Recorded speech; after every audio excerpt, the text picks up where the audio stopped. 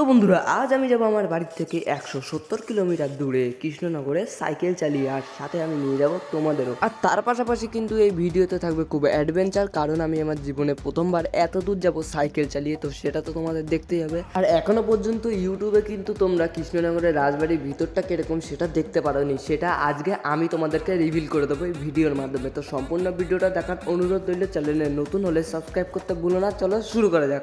হে guys, happy new year. আর ভাবলাম new ইয়ারে একটা নতুন কিছু করা যাক, হাটকা কিছু, যেটা মানুষে আগে করতো, মানে আমরা যেগুলো করতাম ব্লগিং, সেই ব্লগিং থেকে দূরে সরে একটু হাটকা কিছু করবো বলে আজকে আমরা সাইকেলগুলো নিয়ে বেরিয়ে পড়েছি। ঠিক আছে, আমাদের সাথে আছে অর্পণ।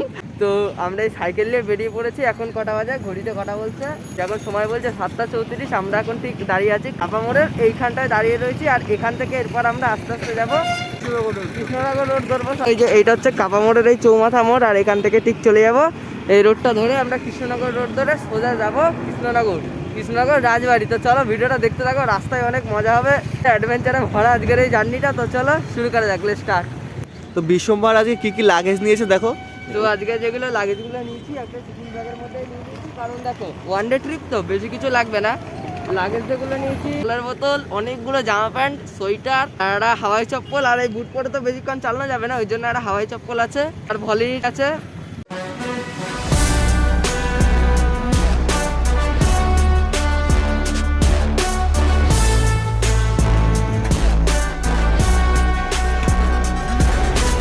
তো তারপর কিন্তু আমরা ব্যাকপ্যাকের পর সোজা এভাবে বেরিয়ে যাই জাগুলি রোডের উদ্দেশ্যে। আর হরিণঘাটা জাগুলি রোড ধরে তারপর আমরা মিশে যাই NH-12-এ।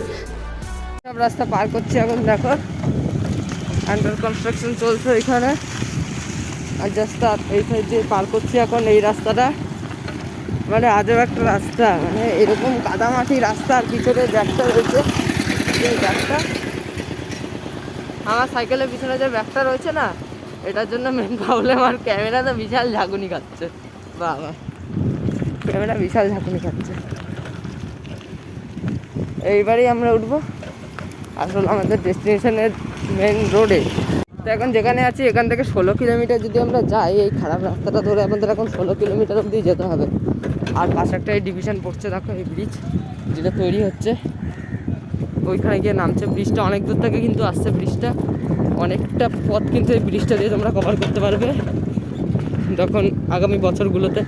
এখন ওই মেন রোডটা ধরে আমাদের 16 কিলোমিটার যেতে হবে, তাহলে গিয়ে আমরা কিন্তু পৌঁছাবো 12 নম্বর জাতীয় সড়কে। তো চলো যাওয়া যাক। ওরে ভাই ভাই ভাই, দেখো সামনে দিয়ে যাচ্ছে একটা রাইডার গেল, আর আমরা ট্রাভেল করছি সাইকেল নিয়ে। ইনসিডেন্ট হয়ে গেল, দেখো ইনসিডেন্ট বলে হিসাবে। এই যখন কাজ হচ্ছে দেখো।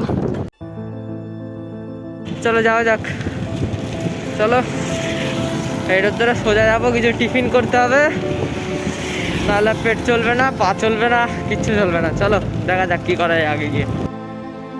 ফোন গেছিল কচুরির খোঁজে, আর এই যে ম্যাপ লাগিয়ে দিয়েছি, এই যে NH-12-এ উঠবো। ঠিক আছে, কি বললো আগের হোটেলটায়? চলো যাই, আর কি করে।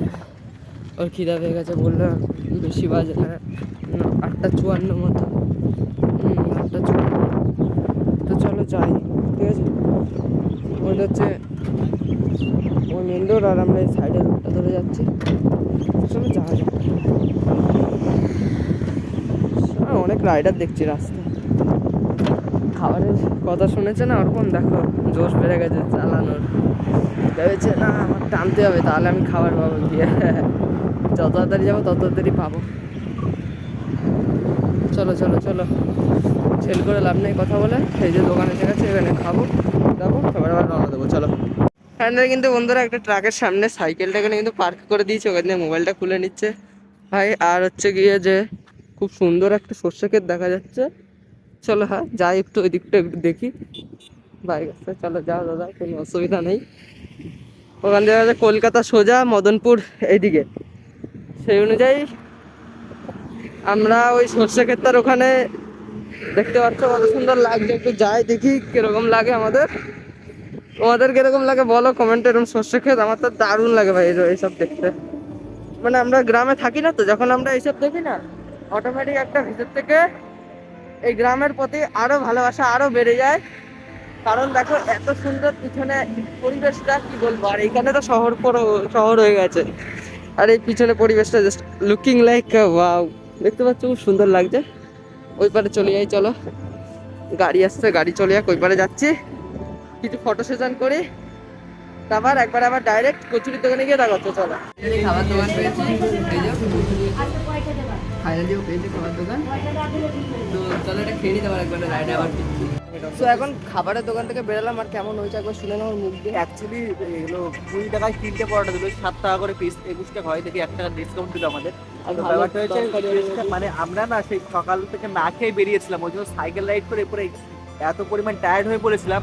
তো খিদে তো পাবে, আর খিদের জন্য ক্যামেরার সামনে হাত চলে এসেছি। না বলো তো, খিদের জন্য? খিদের জন্য এত পরিমাণ খিদে পেয়েছি যে পরোটা কি খেয়েছি এমন মনে হচ্ছে অমৃত পেয়ে গেছে, মানে এতটা সুস্বাদু লাগছে। টেস্টটা কেমন বুঝতেই পারছি না, কিন্তু মানে খিদের জন্য মনে হচ্ছে সুস্বাদু। এখন কেমন টেস্ট মোটামুটি ভালো লাগলো। তরকারিটা একটু ঘুগনি আর একটু বেশি হলে, ডাল হলে আরো বেটার হতো। তো চলো এখন যাই, আমরা রাইড করি। ইয়ো ইয়ো, চলো ভাই ভাই। দাদা আসলাম, এই দোকানে চলে আসবা। এটা হচ্ছে এই জায়গাটার নাম বললো শিমুরালি চৌমাথা। চৌমাথার এই যে এই সামনে হনুমানজি, ওই যে হনুমানজি আছে, হনুমানজি দোকানের সাইডে। টাটা ভাই, ভাই হাসছে। চলো এখন বেরাই। তো দর্শকরা, তারপর কিন্তু আমরা সোজাই NH-12টা ধরে দেখতে পাচ্ছ চলছিলাম, আর চলার পর আমরা চাকদা, পায়রাটাঙ্গা, রানাঘাট পার করি। রানাঘাট পার করার পর তোমরা একটা লাইন দেখতে পাচ্ছ যেটা চলে গেছে ফুলিয়া, শান্তিপুরে, আর তার অপোজিটেরটা ধরে আমরা যাই, মানে বাতকুল্লা হয়ে আমরা যাই। সেইখানে আমাদের প্রায় 7 কিলোমিটার মতো ছাড় ছিল। তো ভিডিওটা চলো দেখতে থাকো আগে। মনে রয়েছে না, মুখে রোদটা লাগছে না, অনেকটা অ্যাভয়েড হচ্ছে রোদের দিয়ে। রোদের অপোজিটে আছি আর হাওয়ার সামনে আছি। হাওয়াটা যখন গাড়িগুলো যাচ্ছে আমার পুরো গায়ে এসে লাগছে, মনে হচ্ছে সাইকেলের সামনে একটা উইন্ডশিল্ড থাকলে ভালো হতো। আর রাইডার তো হয়ে গেছি, সাইকেলের সামনে উইন্ডশিল্ড লাগাবো এবার। তো চলো যাই এবার। টানতে পারছি না, টানতে পারছি না, টানতে পারছি না, এই টানতে পারছি না, টানতে পারছি না, তাও টানছি। পায়ের অবস্থা দেখো, দেখো টানতে পারছি না, তাও টানছি। গম শুকা দিয়েছে। চলো, হাউ ইজ দ্য জোশ, হাউ ইজ দ্য জোশ, চলো যাওয়া যাক।